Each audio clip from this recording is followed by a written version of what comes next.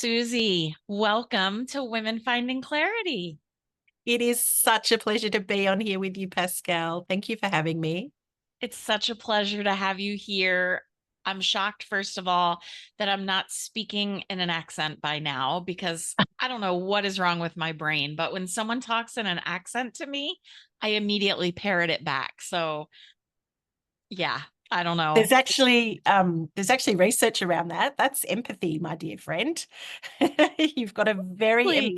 empathic being and energy. And so, yeah, you're building that. There's the mirror neurons. You're building that empathy and connection. See, and I thought, of course, that's mirror neurons, but I guess I just haven't read enough about it to know that that is empathy. So, okay, your work here is done. Bye. No, you're not getting off the hook that easy, my friend. So, first of all, I'm so excited that you're finally here. And second of all, let's just talk a little bit about where you live. Okay. So I live in Geelong in Victoria, which is in Australia. It's in the south of Australia, about an hour out of Melbourne. So it is 7 in the morning here at the moment. So it's just getting light because we're in the middle of winter. I know you guys have had the hottest summer on earth. So we have had the coldest winter we've had for many years. So yeah, it's interesting, isn't it? That global experience. Yeah, when we got on the call together, I was like, oh, she's all bundled up. I wonder if it's chilly there this morning. Well, I guess it is, right? If you're in the middle of winter. Yes. So it was about 8 degrees Celsius here. So what's that, about 40 when I first got up? Brr. Yeah. Not Yeah, no snow, not snow cold, but cold. cold, cold. Yeah. And Yeah. also it's tomorrow there because for me Yes. it's, 5 p.m. we're recording this. So yeah, Yeah. it's tomorrow. So That's great. I got up yeah, just for you, Pascal, and your listeners. you're the cutest thing. And I so appreciate that you got up early to be here because you are so wise and you're so kind and compassionate. You have such a big, beautiful heart and you're just such a perfect fit. So I appreciate you being here and going through the extra effort. Such a pleasure. Hmm. So the way I generally like to start the conversation is, you know, the listeners have heard your bio, but let's talk about how you got here. What's your PhD in life that brought you to this place today? Um, so I guess my PhD life does center around the work I've done, which I think you'll put in the bio, but also around raising my own children, my own little wildlings, I call them. I love it. Um, and, the fact that they're now beautiful, generally happy, but they're definitely healthy and usually helpful humans. I'm pretty proud of that. So I have a really passionate, lion-hearted daughter who was born with absolute fire in her belly. She was driven and focused. And when she was little, I knew that she would one day be a success if I could channel that energy into good rather than evil. But Yeah. um, parenting a really high spirit and energy while I was also running a private practice and, single mumming basically, really took specific strategies of survival for me. And I can see her leadership and her sense of community now, but and she's becoming a real activist, ocean activist, looking after sharks and all of this sort of stuff. But at the time it was very, very difficult. And then her older brother, my son, is this highly sensitive, creative, anxious, stands at the edges sort of young fella, the indigo child who just feels the whole world in hypercolor and has to pay the price for this. Was like a superpower. He could feel everybody's emotions and it was always overwhelming for him. And so I've spent his life walking this balance between, I sort of look at it like a sword's edge, between pushing him enough that he actually builds confidence and engages in the world, but backing off enough to make sure those stress levels stay out of that toxic zone.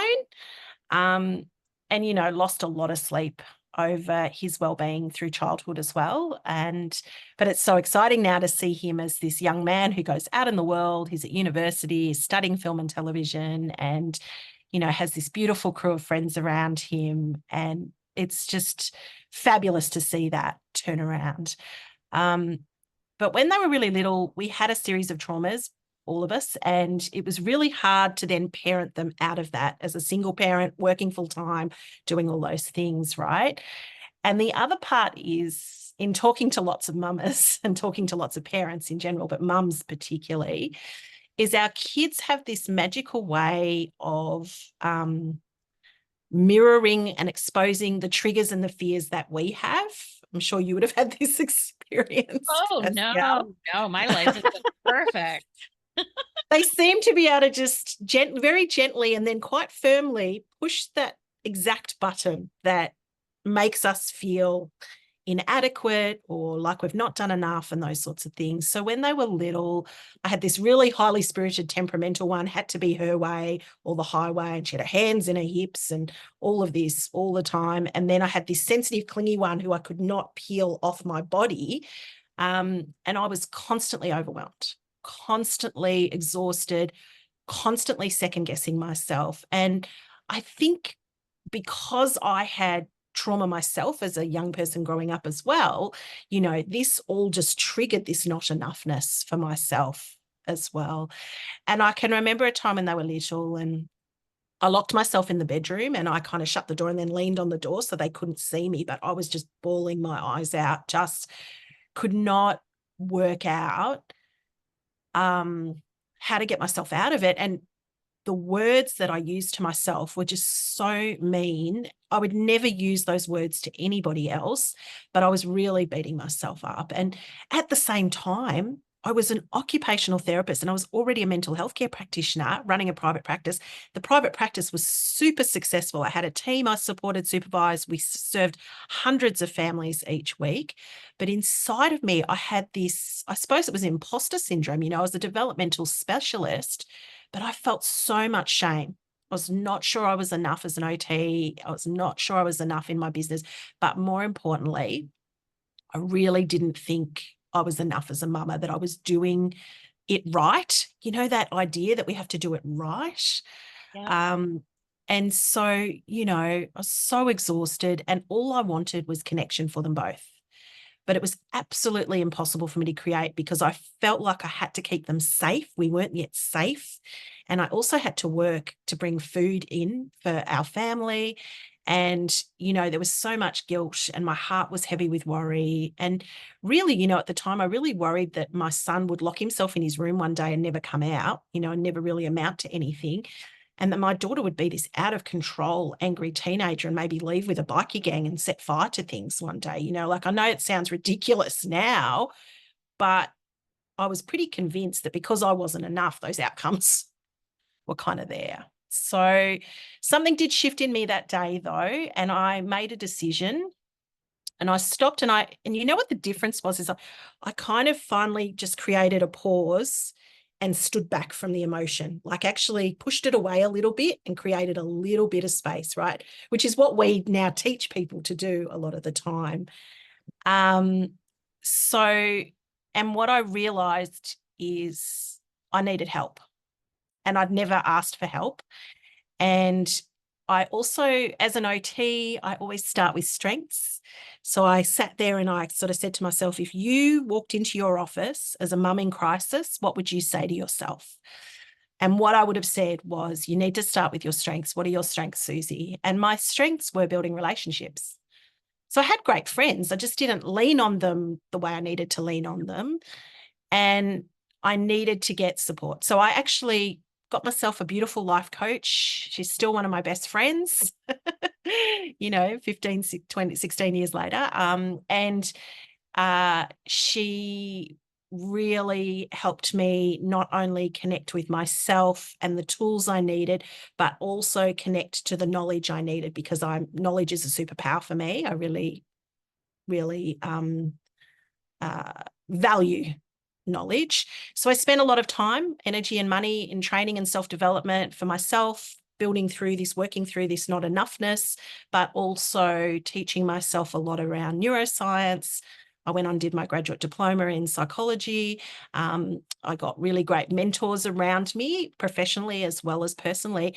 And what I was able to do is I was actually able to then, week by week, in my family, but also in the families I worked with so many of them with kids with challenging behaviors, with trauma, with these really big, intense emotions that just don't sort of recover quickly. I was able to apply what I was learning, and I learned what was most powerful. I learned what was possible. And more than that, I learned what was actually sustainable in busy families. Because, researchers can have a great idea about this, and this, but then you try and apply it in your busy, crazy family, and you're like, this doesn't work. This is a crazy idea. So that I could actually whittle down for families, whether they have a lot of resources or not, what sorts of things are going to be most valuable to support the family with kids with challenging behaviors and big emotions.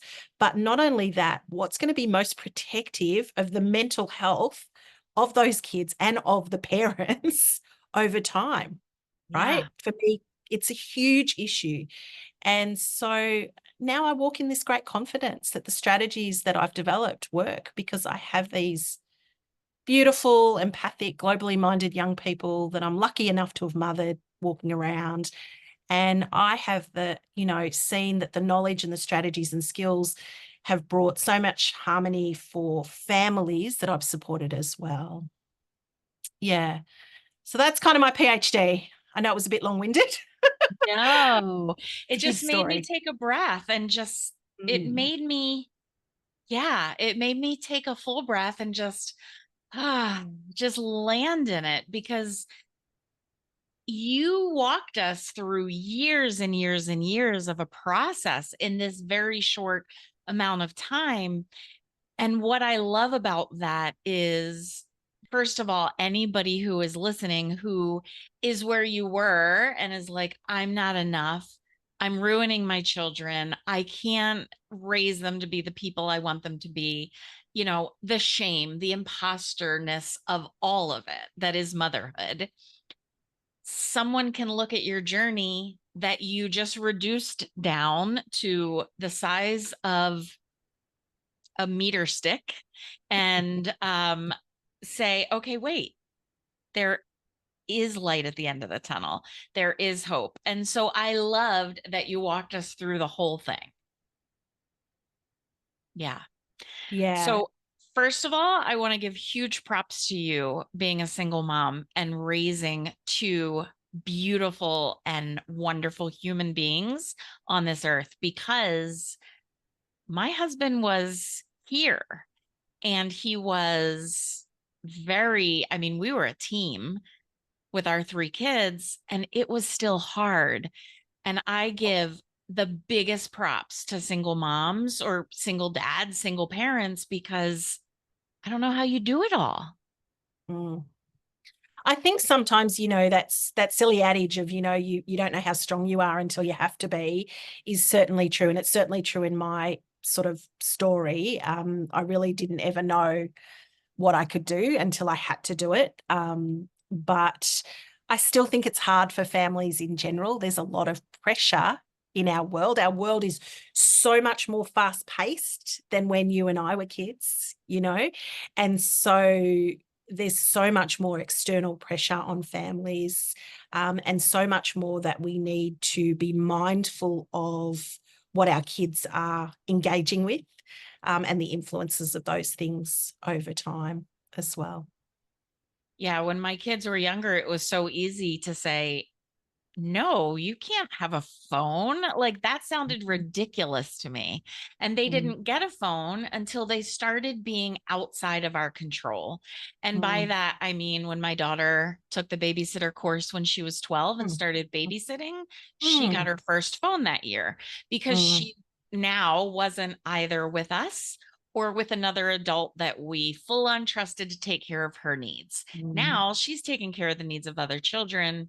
We felt like that was the time. Yeah. Um, eh, but the conversation now for parents now starts younger and younger and younger. Yeah. And look, we are the first generation of parents who have raised children with phones in their hands from when they were tiny. So my daughter, I bought my first iPhone, like I had the old Nokia flip phone, Yep. when my son was a baby. But when my daughter was a baby, I had like the iPhone 1, right? Or the iPhone 2. I think I got the 2. I didn't get the 1.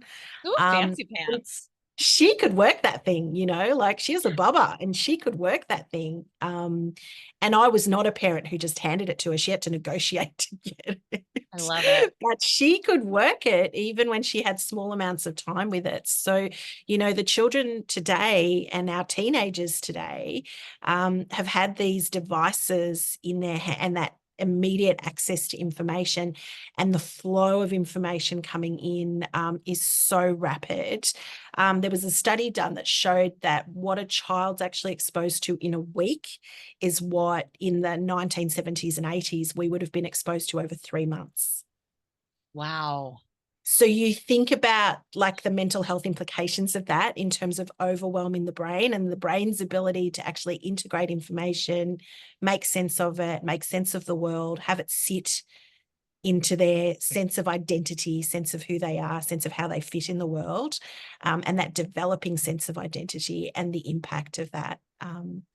And that's part of that. We need to slow things down. We need to bring rhythms and routines into play that slow things down. And, the whole movement to, outside like bush kinder and nature kinder and getting our kids outside, the value in that is it's removing that constant flow of information and allowing them to actually integrate into the real world and what the real world feels like and how it sits in their sense of identity emotionally and psychologically as well. So I had it's, never heard that fact, the comparison, and it makes so much sense then why there is as big of a mental health crisis as there is, and why so many kids now have anxiety because their nervous systems literally cannot keep up with the pace.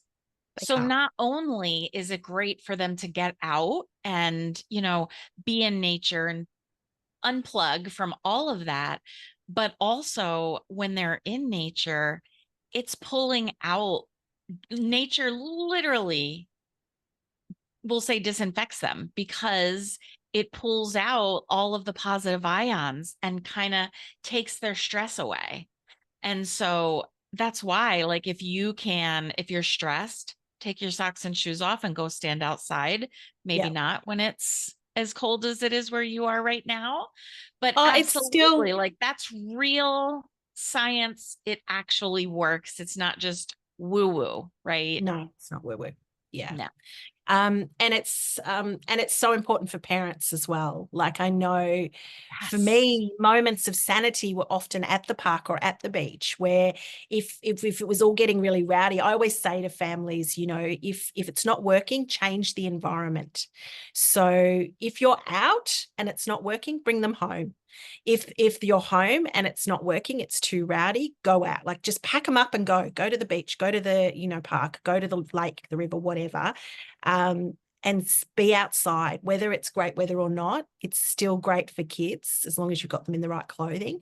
And it gives you time as a parent also to de-stress as well. And when we de-stress, like I did in my story as well, but we know this through research, when we can create space for ourselves as well, that's actually when our problem-solving brain can click in terms of neuroscience.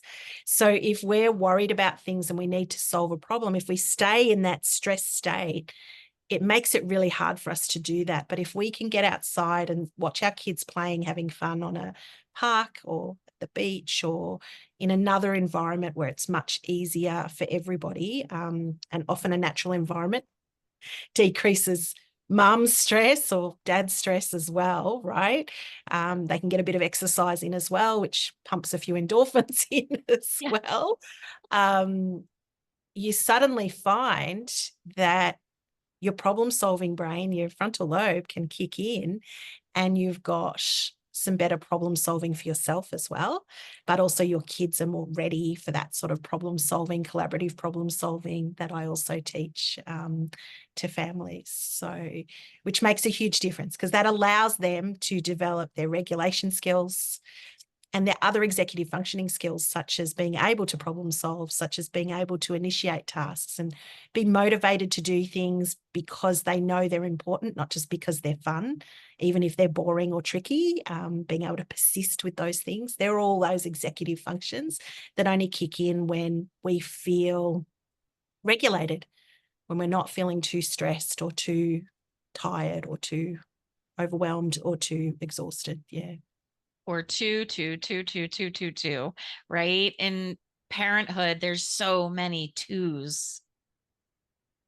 Yeah. And there's so much external advice. It's often hard to listen to your own voice with the noise. I don't know if Yeah. you had that experience, Pascal, but it was very strong for me. There was so much noise. That's one of the reasons I was driven to go and do all this research, was because I wanted to cut through what was actually really evidence-based and what was just talk, or opinion, like the idea of, I had people saying to me, well, I smacked my children, I was smacked as a child and I was fine. And I was sort of like, yeah, that doesn't fit with me. Yeah. Right. So, and then going back and looking at research, and actually, we know that if you smack your children often, by the time your children are actually getting into states where they're having conflict or they're having trouble, one, that's how they know to solve a problem. But two, which you don't want, but Right. two, when strife happens, do you think they're going to turn towards you or do you think they're going to turn away? So when you ask that person who was smacked, when you got into strife as a teenager, because we all got into strife as teenagers, did you turn towards your father who used to smack you? And I can guarantee they'll say, nah, never, even as an adult, I'll never speak to my father if stuff went on, right? So if we want relationships in the long term, and this is why we have to start at the beginning and what we want for our kids in the long term, if we want relationships in the long term with our kids to be these positive, connected, not necessarily always happy, because we want them to come to us when things are not happy. We want Right. them to turn And it's towards us. not realistic. No, So but you're it's a setting them up to fail, to think that everything is always going to be happy and everything is always going to feel good. yeah. And I think, but if we want these authentic relationships, we have to come up with parenting strategies that are actually going to teach them how to do that, Yeah. that have some evidence to them that we know work. And, that's what I do in my programs too. So it's really exciting work to watch families change for the positive, and watch mums particularly, because that's who seems to come to me, is women looking for clarity, as the name of your podcast.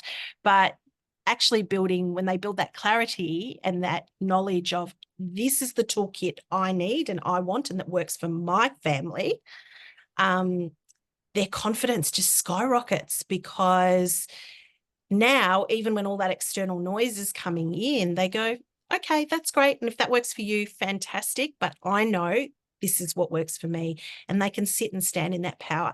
And even as things change, they have got tools of how to actually change that and have clarity on how to do that themselves. And that's their game changers. Because when our kids can see us being clear and confident, guess what happens? Our kids mirror it, right? I was They just going mirror to say, us as back to much. those mirror neurons. Yeah, Yeah, they copy what we do. Kids do as we do, not as we say most of the time. So, absolutely. Whether you want them to or not, right? right, And right. I mean, the reality is that, I just want to go back for a second. Something that you said was, well, I was hit as a child and I turned out fine. So, but did you? That's what I'm Right? saying. Yeah, Yeah. Did that's what I'm you? saying. And let's talk about what you did and did not like from the way you were raised. And how do you want that to look for your children? What do you want to change? Right? None of us are perfect. I am No. certain that by the time my kids, they're all young adults now, and by the time they find their person, get married, have children, whatever, I'm sure they're going to look at the way they were raised and be like, okay, I like that. Check. I like that. No way I'm doing that. You know what I mean? So it's fine. And I don't take it as a slight because not only are we different people, but the world is ever changing. And so what works at one time with one generation isn't necessarily going to work with the next generation. And look at us, like, look at us blind parenting these kids who have suddenly had devices in their hands. That's never happened before. So Yeah. we were building that plane as we were flying it, right? This influx Yeah. of information. And yeah, so I think the world does change around us very quickly. And you've raised a really good point, which is that, and the research shows us we don't have to be perfect. And actually, when we try to be perfect, we create so much more stress that flows onto our kids as well. So we what we want to do is be intentional, is the word I use. We want to be mindful of what we know is important and what works, and we want to be able to put that into place. And can I give you a little story? Can I give you a little example of that? Yes, please. So, one of the things that I learned in my coaching when my kids were little and that I teach now is the absolute value of values in your family to support the intention that you have around the parenting choices that you make. And also how that allows you to rest, because every time you think, oh, I don't know what to do, you can sit back in your value and go, what's the action that's going to allow me to teach this value to my child and to model this value for my child as well. So I'll give you an example. My daughter used to have this, and she still does it actually, but not to the same intensity. She used to have this habit where at night, so we would do the whole bedroom routine, sleep routine and all that sort of stuff. So at night when she was going to bed, I'd give her a little rub on her back and a cuddle and all that sort of stuff. She would start this list of grievances for the day. Johnny knocked over my blocks. Beth was mean to Jane. This happened, that happened, and they were grievances. It was literally a list of grievances. And sometimes this was just a couple of things. And sometimes it went on and on and on. And for any parent, the get to bed, please go to sleep, is a stressful event. My life at that time was, I'm a single parent. I'm working all day while my kids are at childcare and at school or at kindy. And then as soon as I pick them up, kindy is preschool in Australia. Sorry, we call preschool kindergarten. So, he's at kindy, she's at daycare. I'm picking them up, coming home, doing all the mum stuff, starting a little bit of, all their activities, whatever they're doing dinner, bath, bed, all of that sort of stuff. And then I have to sit down and do my paperwork for my business. So literally I was then working from like 9 till 12, and then I'm up at 5 the next morning again. So I just want her to go to sleep. I'm like, just go to sleep. So, but then, and this became a really big problem because she would she'd go on and on. And as soon as I'd try and shut it down, she'd get really dysregulated. The angry little beast would come out. And then it would take even longer, Pascal. So there was two things here, keeping the end in mind, right? One, my short-term goal was I just wanted her to go to sleep. So there was no point fighting with her or trying to shut it down because I knew that would prolong it. But two, I had this value of connection at the very top of my list of values. And I knew if I wanted to raise a young adult who was connected, that I needed to let her feel seen and heard. Right? So what I did very intentionally is I pulled her bedtime back by half an hour, slowly, just gently, so she didn't notice because she's only little. So I knew I had extra time. And then the other thing I did in my mind was I realized she didn't want me to fix these things. She just wanted to unload them from her heart to me so I could hold these heavy things for her. And so I would just listen. Wasn't adding to my list. That's where my stress was coming from. My stress was coming from because I felt like it was adding to my list of things I needed to take care of. And actually, I didn't. She just needed to tell me about them. Yeah, Yeah. she didn't want it fixed. So it allowed me to then sit back and go, I hear you. I see you. Oh, that was crap. Gee, that was mean. Oh, what did you do about that? And it built her problem solving, but it also built her voice. It built her sense of, I can do this on her own without me trying to come in and fix, without me adding my stress to her stress. She was just literally able to take the stress off her heart and hand it to me so she could go to sleep really easily. And what I found as soon as I did that, the periods of time, so some nights the grievances lists were still long, but the period of time we spent doing them got shorter and shorter. And she was better able to go to sleep. And, I think her heart was a bit lighter, which made me feel happy as her mum. And yeah, and the long-term effect of that is that at 16 and 17 is that when crap goes down at 9 o'clock, it will still be at 9 o'clock at night. I don't know why. It's like, it's got to be the quiet time when everybody else is left.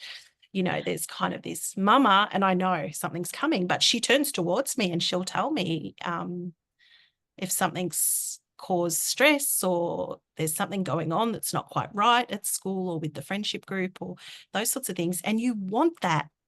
That's everything. Right. That's Like as a parent of a everything. teenager, right. You want Yeah. that because that's how you keep them healthy and safe. Yeah. Is by them being willing to have those, okay, I'm going to fall back on you, mum, and have that conversation with you at that point. So, Yeah, that is so beautiful.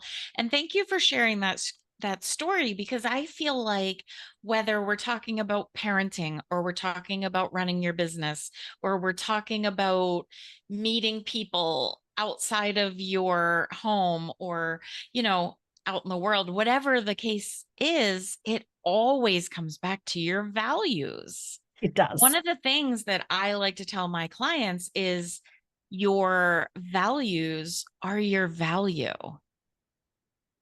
right? Because when you are standing in your values and that's clear, evident, people know what to expect from you. You know what to expect from yourself. You're better able to handle situations that may arise unexpectedly, right? And I mean, look at you with the problem solving, all by going back to that value of connection.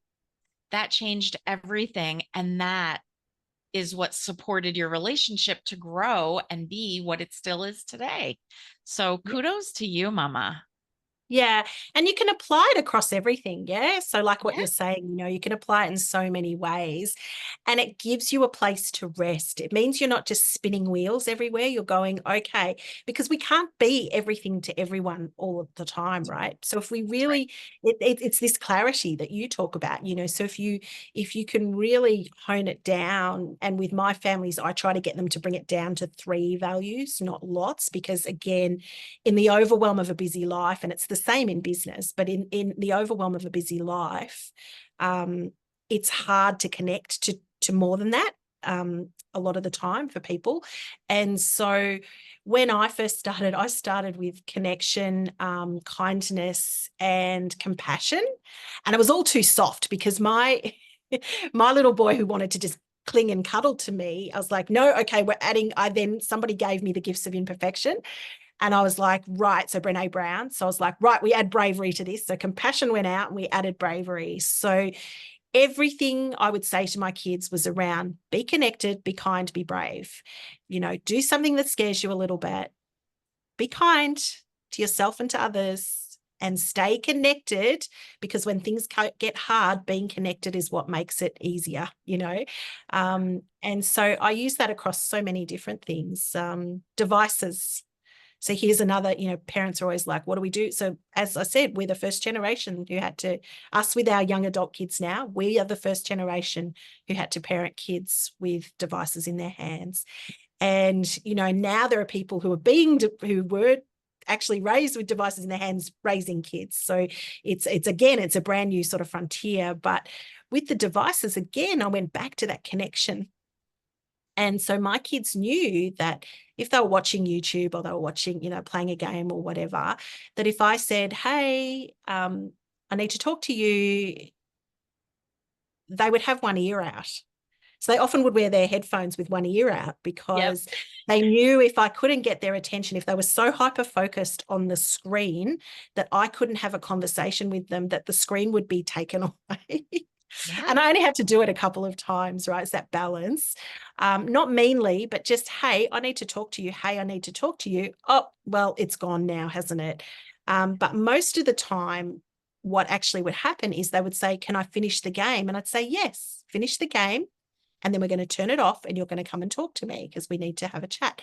And it came back to that value of connection. We're a connected family is what I'd say. We're a connected family. I need to talk to you.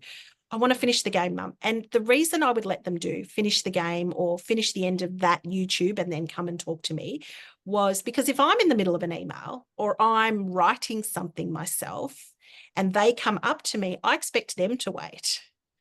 So, of course, I need to have that back for them as well. And in that model of we're connected and we care for each other, that kindness that we care for each other as well, it allowed us to do that. So, rather than I did have restrictions on my children's iPad time until they got to high school age, but Enough. rather than have really strict rules that you've got to enforce as a policeman, using the values as a basis of that. So again, yes, you've got restricted YouTube time, but we're a connected family. And that's why, because we do all these other things. Like my kids did lots of sport and music, and we did lots of stuff together as a family, bike rides, park, beach. So you can only have this much time.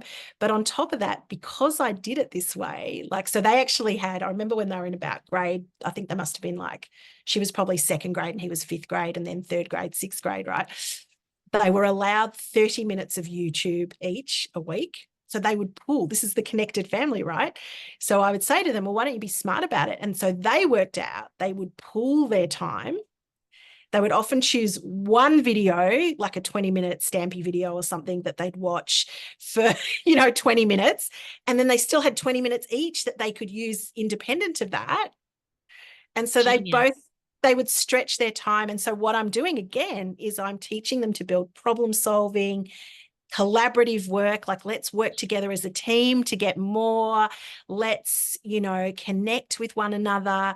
And it was so cool because then you could see them doing that with their friends as well. So there's so many ways when they're little to embed that value, and then embed opportunities to teach these really specific executive functioning skills, which, by the way, are huge predictors of mental well-being in the long term and success in the long term, that they'll have social circles that are positive, that they'll be able to cope with the storms when they come, because storms are going to come. We can't stop that. But 100%. that we've given them the tools to actually manage those, to know when to shelter in place or to know how to actually access support that they need, or how to actually problem solve their way out of a pickle if they need to do that. And also just general success, like academic and business work success down the track as well. So it's a strong correlation between that. Yeah. And I'll tell you, Suzie, what's so amazing about you is that, when in the beginning, you went in the bedroom and shut the door and leaned on the door and you cried and said all these terrible things about yourself. And you already had a background in mental health and wellness. And so you knew to say, okay, if a client came in and, da da da da da, you knew that, and still you found yourself in this place. Everyone doesn't have that base of knowledge yet. The thing Mm, that is so amazing about you is you understand that, and you go out and you have conversations with parents where I don't think that that used to happen, right? So you make yourself accessible and you put this information out there. So even if you don't have a mental health background, there's people like Suzie who are giving you information and helping you along the way. And, you know, you're so accessible compared to what we had as young parents back then. And that's amazing. And that is a gift to Thank you. parents. Yeah. Yeah. And what's cool is I've kind of distilled down that 20 years of experience, right, into of parenting my own wildlings, plus, you know, the families, the thousands of families I've been lucky enough, privileged enough to support. Yeah. But I've whittled that down into something that's really practical and, you know, ready to go for parents to be able to access, as you're saying, really easily. You know, those supports that they need, and to grab from it the tools that work for them, because there's lots of tools in there and not all of them are going to work for everybody, right? So I Right. talk about that parent toolkit, but at my system I call stormproofing your kids, because I really do sit with that analogy of, you know, we can't stop the waves from coming, but we can learn to surf, right? That John Kabat-Zinn sort of quote. But the idea is that the storms and the you know, life's pressures, and as I've said, you know, I feel the world is, the pressure cooking is heating up, like there's more and more stress, and so I'm really driven to reduce that stress on parents, because I know that for the well-being of kids that's going to be improved. And if that means these whittled down tools that they can access easily, quickly, that align with their values and their goals for their kids, and their families, that it's so powerful, because it gives them spaces to rest. And that's actually what we need in today's high pressure world. We all need spaces for what I call productive rest. Yeah. Can you All talk of a little us. bit more about that, about productive rest? Because let me So, just tell you, I'm a napper, and I know that it is proven scientifically, thank you very much, that it is good to take a nap, whatever. But productive rest versus sitting and scrolling through TikTok. well, it's that idea. Yes. Okay. So that's one very good example. Um, it's actually, you know, again, it comes back to being intentional. And so much of what I teach is about being intentional. So it's about not waiting until you're at the point of collapse and then your body making you sick so that you have to rest. Like, it's actually like, let's go back a few steps and actually give ourselves some proper rest. It's about a cup of tea in the sunshine, even if it's freezing cold, popping a blankie around you and going out with your cuppa in the morning, and getting that fresh air and being in the garden. And, you know, as you said, you know, changing those ions, but also just changing that energy, and being able to have time out from all the demands is probably the key of productive rest. So you might be, so I do yoga twice a week. I go to a yoga class twice a week because my life is so busy that unless it's structured in, it's really hard for me to find that space to do it. But it's also about those little moments that you find during the day where you can just stop and look outside and look at the sky, like pretty sky, just for a few moments, and bring it back in so that your brain actually has time to integrate information, to, you know, and your body, probably moving your body as well is a really great, well, it's proven to be a really great way for us to also integrate that in. So if you can go for a walk at lunchtime, or make it a priority to do that, you know, or park your car a bit further when you go, if you go to work or you're going to a place of business, park your car a little. I went to a meeting yesterday and I parked my car a little bit further and I walked a kilometre in and a kilometre back, just so that I could sneak that in during my work day, and just get a bit of Absolutely. sunshine. Yeah. So they're neuro hacks, right? Um, and that productive rest is a series of neuro hacks, and starting your day that way can be key. So even building in a morning routine where, and I know it's hard for parents, especially if you've got young kids, and you're running businesses as well, it can be hard, but just getting up 10 minutes earlier or 15 minutes earlier and popping outside for that cuppa, as I said, or doing some stretches in your bedroom before you go out and start waking kids up and managing whatever else that you need to manage, you know, versus waking up and just immediately picking up the phone and Right. going into scroll land, I used to keep, when my kids were little, I actually had a dock out in the lounge room, actually on my desk in the study, which was open to the lounge room, where all the devices went at night, including my own. So I wasn't tempted to do that, to wake up and just start scrolling. So I have to get up, do a bit of a stretch, go and get my cuppa. And that was my neuro hack to start my day, even if it was at 5 a.m. and it was dark, which I think still thinks a bit rude. I um, know. It's just not right. There's just something that's not. Oh, that's the yeah. worst part So, about winter is you go to bed, like you come home from work and it's dark and you get up and it's dark. Yeah. and I think again, if we look at olden days, like we used to have rhythms. Like if you worked on a farm, we used to have rhythms that went with the seasons. So in winter, we did spend more time. We'd go and do the work, but we got up with the sun and we did the work, and then we went to bed with the sun, and we snuggled in with fires and food and family, right?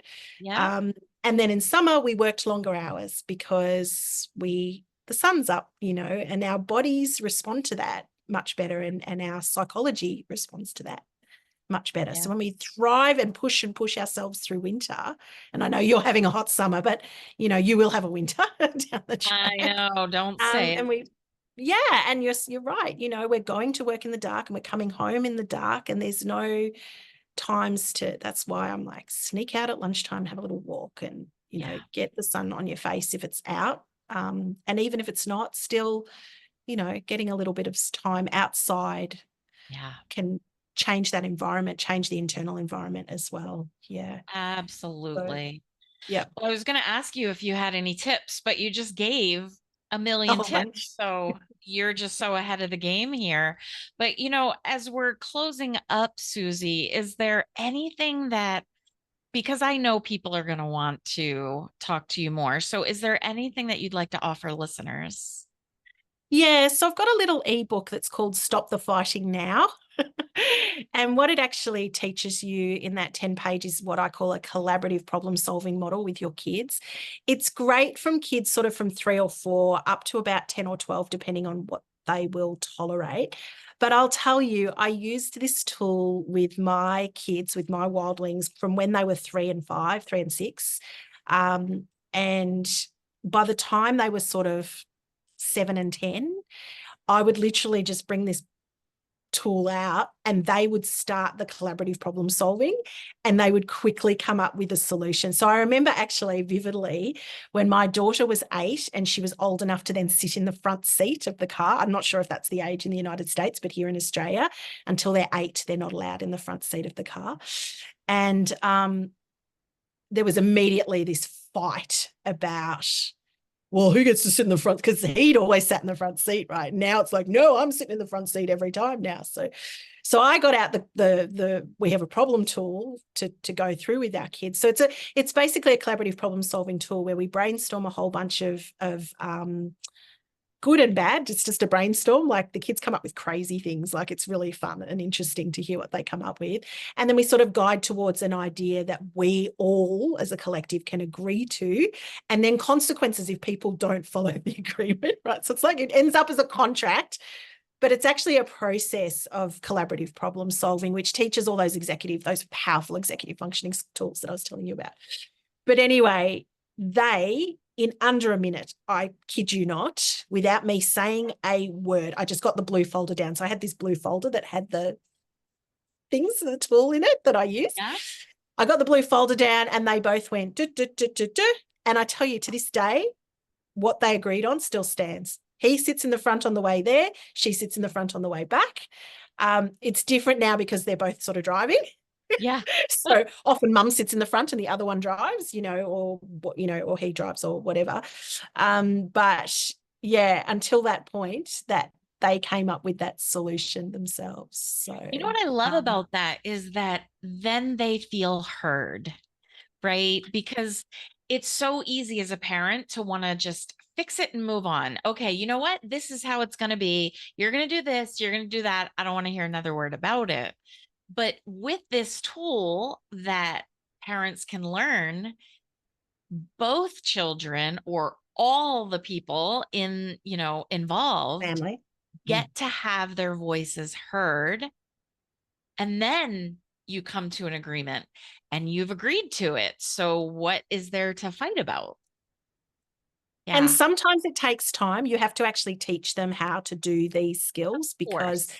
these skills are not necessarily really easy for some people. And sometimes they're not even easy for parents. Sometimes, because the first part of it, the parent needs to feel regulated and calm and that they can listen really clearly to their children. But the other part about it is not only do your kids feel heard, you're actually teaching them how to do this themselves.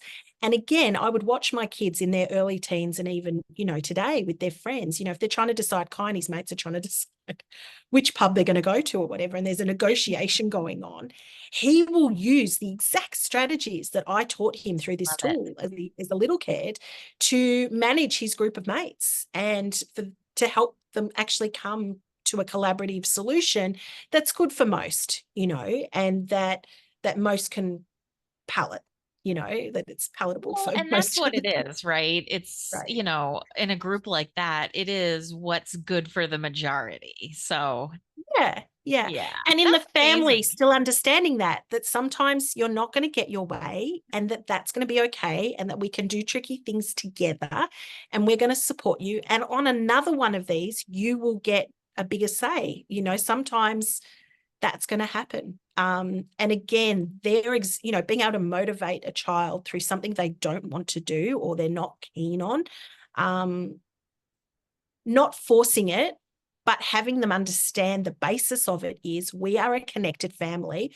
We're doing this together because this works for most of us. But next time, maybe something that you want, it will work for most of us as well, and there's going to be times where we have to take care of each other. And this is a time where you have to take care of your brother, or this is a time where you have to take care of your sister. And we take it in turns, and that's okay. That's what families do. Like, so, because I think one of the issues is kids often grow up thinking, so parents, if you're having to actually go, right, it's going to be this way, and we're going to do it that way, and we're going to do, and the kids don't want that, you're going to spend all this time policing, which is stressful for you, Yeah. disconnects you from your kids, doesn't build connection with your kids, and they're not going to do it anyway.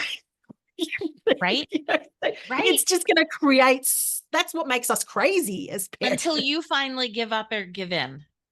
Right. And then what have you taught them? Nothing. And what have you just end up feeling rubbish at the end of it, right? Or you end up yelling and feeling even worse. So I have a lot of families who, talk to me about this, that I don't want to yell, but they just don't listen. And so therefore I end up yelling. So that's why this tool's so powerful if you can master it. It takes a while. But once you teach your kids the strategies, as I said, they can learn to do it themselves really well. And kids are taught these sorts of tools at schools too. So often they have, if they're already in primary school, in elementary school, they often have a little bit of a feel for this sort of an idea, this collaborative problem solving idea. I love it. I love it. Mm. You're amazing. The link for that tool is in show notes. So everybody run and click on that link so you can get this free tool and start the in your family because Stop that's the how it fighting now in your family. That's why stop I the called it Stop fighting the Fighting Now. now. Yeah, I Yeah. love it. So, I love it. yeah. Suzie, thank you so much for being here. Thank you for sharing your wisdom. You are you're just a force. You're a beautiful, gentle force. So sweet. Thank you so much for having me, Pascal. It's an absolute honor. So